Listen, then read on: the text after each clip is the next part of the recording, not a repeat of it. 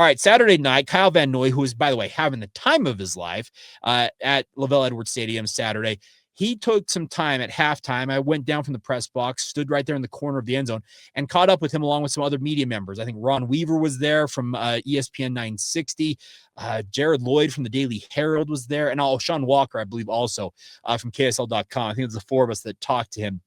And I was really impressed with the way that Kyle handled the questions we asked him, but more importantly, the message he had for BYU fans. And it's a message of very positive things because he sees BYU on the uptick, and let's just let him explain. So here you go. Here's the conversation we had with Kyle Van Noy Saturday night at Lavelle Edwards Stadium. What's it like being back, man? Man, it's been amazing. It's been an awesome 2 days being back. Fun to have my son come back and the family, my wife and my daughter. So it's been good. It's been good to see a lot of familiar faces, new faces, and just the atmosphere that's here, the culture Kalani has brought to the football program. You know, I'm behind him every way. I think he needs to get way more love. He's been just as winning coaches, Mendenhall and Lavelle. He's done a great job, and he's been doing a great job in transition years. Like, that's really hard. And the way he's done it with grace, class, I mean, he's loved by everybody. All the coaches give him love every week. That just speaks volume of who he is as a person. When you have peers giving you love like that, and it's just awesome to be a part of that as an alumni and be proud to have him lead a team the way that they've done, undefeated so far this year, and then in a dogfight with Utah. What more can you ask for, you know?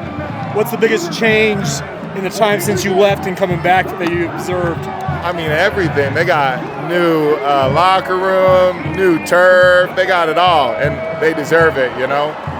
This is a first-class organization. They should dump a lot more money into football because where it's continuing to grow. The teams outperform each and every year, so that they should just continue to dump all the money into football and see where it can go. I really think, you know, whenever they make this super league, that we'll be right there in it. What memories flood back into your mind when you step on the field for the first time in 12 years and you're like, wow, yeah. I'm back at Lavelle Edwards Stadium? Honestly, just all the awesome teammates that I've had over the years. Seeing some of them today was awesome. I haven't seen some in, 12 years, decades. So it's been an amazing opportunity to spend time with them, see how they're doing, their kids are doing. It's been an honor to hang out with them and be a part of, what we got going on here. It's been fun. I miss playing in front of this rocking crowd, 68,000. It's just been an awesome environment. Just blessed to be here today. I saw you walking on the field with your son before the game. Yeah. What's that like to bring your son back to the place where you played and kind of really got your football career launched here? Yeah, it's been awesome. I'm just so proud to have a son like him. He's such a good boy. His name's Trey. Trey, I'm very proud to be his dad. And, I just like to give him special moments. It's a moment for us. My wife got a cool picture of us standing on the sideline during warm-ups. I haven't seen it yet, but I saw she was taking it. So I'm excited to go back and look at all the photos with the family over the last 2 days. It's just been an awesome time. What's made this rivalry so special in your opinion? Just the tension that it brings. They try to say it's not their Super Bowl. It's both teams' Super Bowls. Obviously, everybody wants to win championships, but when you live in this county and you go to Salt Lake and you get bragging rights for the year, it's a lot of trash talk you can do. Good, it's been good both sides. We've had the better of it as of late, and it's been fun, and it's just awesome. I want them to do well. Obviously, outside of this game, stepping out and just being a person that represents Utah and Kyle Whittingham and doing, having a relationship with him. I want them to have success, just not this week. Kyle, you touched on this on social media, but BYU shaping you as an individual, and then the man you've become, and football career, and all of that. As you think of that, what does it mean to stand on this ground, and just as far as what it did for you as a person? I just have a platform to voice it, but I know it's had an impact on a lot of, not only myself, but a lot of my teammates. And I don't want to speak for all of them, but I can speak for a lot of them as far as saying that it made an impact on all of us as not only football players, but as men. And just seeing the impact of the dads that most of my teammates are, just proud to see them transition into dads, have jobs, and just be good human beings. I'm super proud to be able to call a lot of the guys teammates, and that's what I think about, just being able to see how it's impacted me, my teammates in a positive light, and just continue to ride that light that we got and continue to bless others with it. A lot of players right now that I played with are coaching, and that's what you want to see. They're giving back to their communities. Mountain View, they're taking over Mountain View, a couple of them, so it's just fun to see that. They're making an impact. How was the Big Noon kickoff experience? Have you thought about what you want to do post-career? Do you want to do media? Like what?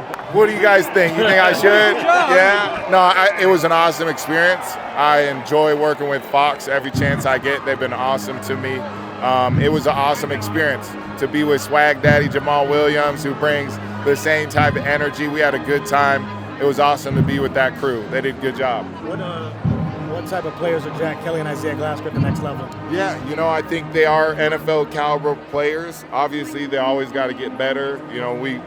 That'll be time and discussion. But as of now, I love what I see from those two. I think they do a good job leading a group, and I think they make impact plays every single game they step on the field, and that's what you want to see from your star players. There you have it, Kyle Van Noy. He wants the admins to pour all the monies into BYU football. I don't think it's a bad idea, but BYU basketball has its own place in terms of what it can generate for BYU athletics, but he's not wrong. When BYU football, as it has done for decades, is the ship that drives all of BYU athletics forward, give them any and all resources they can. He said extend Kalani into however long he wants to extend for. He's right about that. Kalani Sitake is the right man to lead BYU on into the foreseeable future at the helm of the BYU football program. You cannot argue with what he's done over the past season and a half. They're 18-2 in their last 20 games. That's absolutely elite stuff. We're talking that's the level that we have not seen for many, many years, harkening back to kind of the heyday of BYU football under LaVell Edwards Stadium. Think of that kind of that 1979 to 1984 span when BYU was cranking out 11-2, 12-1 in 1984, obviously the 13-0 season with national championships.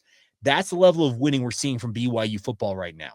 That's why I think Kyle Van Noy is dead on when he says, hey, extend Kalani Sitake, make sure that he's taken care of, and make sure that BYU football is what it needs to be to lead the BYU brand on into the foreseeable future. I love that from Kyle and appreciate him speaking up on he's a former player, so he knows where BYU's been because he saw it from where he was at when he was at BYU and what he's seeing now. And he's never been one to mince words and not speak his mind. Kyle's always been willing to do that.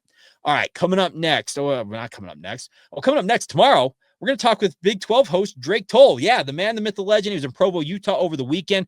We'll have a great discussion, I'm sure, on what he took away from his time in Utah Valley and Sundance and the like, and that the game. We'll talk about all that. So stay tuned for that on a Tuesday edition of the show. But as always, thank you for your support of this podcast. It does not exist without you guys, and I truly do appreciate any and all of you. I give a lot of you shout outs, but there are thousands more of you who haven't gotten a shout out. I'd love to give a shout out too. So thank you as always for your support of this podcast, making it your first listen of the day, and more importantly, being everydayers right here on the Locked On Cougars podcast.